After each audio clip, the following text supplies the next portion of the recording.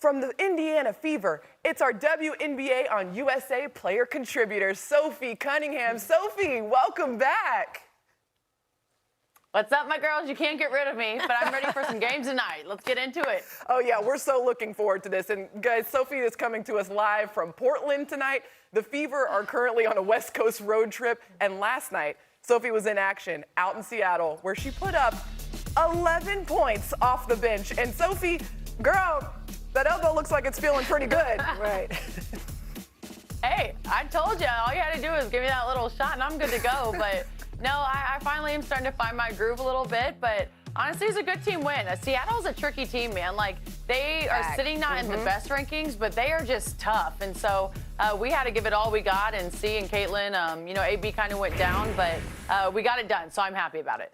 Took care of business out there, got the W, and you will be with us all night long helping us break down the action. And it starts in Texas, as I mentioned, where we'll see Dallas square off against Atlanta in their first game post-All-Star break. And what a way to start. These two teams in the standings, just separated by a game and a half in the standings. They're in a battle for playoff positioning. So this has really got a feel for some playoff potential. Meek, if you're Dallas, if you're Atlanta, how important is this game tonight? Well, for both teams, very important. I think for Atlanta, they have to do a great job at controlling the boards. When you look at Dallas, they just have to finish their defensive possessions with rebounds. So this is a rebounding game. We got the number one in Jessica Shepard, number two in Adrian Reese in the league in rebounds. Yeah, if the backboard looks extra shiny tonight, it's just because they're out there cleaning the glass. Sophie, it's not often that you have high-stakes games like this with real playoff implications. How do you approach a game like this if you're a player?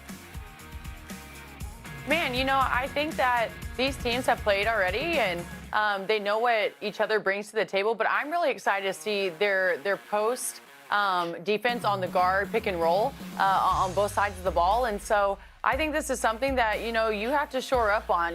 When it comes to this part of the season, you're talking playoffs. And so you want to practice different schemes against really good guards and against different types of posts. And so I'm super looking forward to the post. You have Angel Reese, you have Jessica Shepard, who's been balling out this year. And then the guard play is going to be very fascinating to me.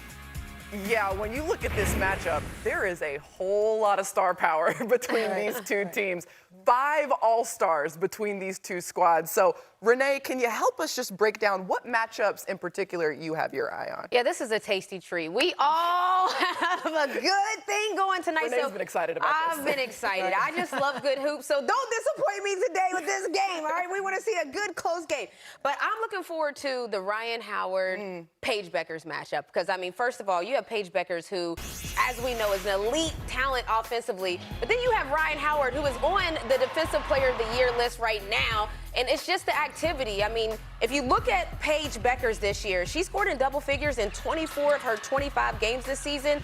The only exception was on May 22nd when she scored 7 points against Atlanta. So I think that this is going to be fun to watch the chess match. Ryan is taking defense personally every single game, and Paige is just one of those players that you can't really stop them. You have to try to slow them down. So I am very much so looking forward to what happens tonight. Like I said, tasty, tasty, finger licking good. I see what you did there. Yeah, Ryan Howard, one of those two-way players in the league that is just so incredibly effective on both ends of the floor, sets up a really good matchup. And not only in terms of playoff positioning, but just the fact that we've now surpassed the halfway point of the season. If you're Dallas, you only have 17 games remaining on your schedule and only 18 left if you're the Dream. So, Sophie, I'm curious, from your perspective as a player, how does your mindset shift once you pass that All-Star break and get into this portion of the season? Yeah, I think the first half of the season, you're really just trying to find your role, your groove as a team, your rhythm, what you're known for. And now after All-Star, it's time to really get down and get gritty and be what you're about. And so you don't have a lot of time to, figure out schemes, what you're good at, what you're not.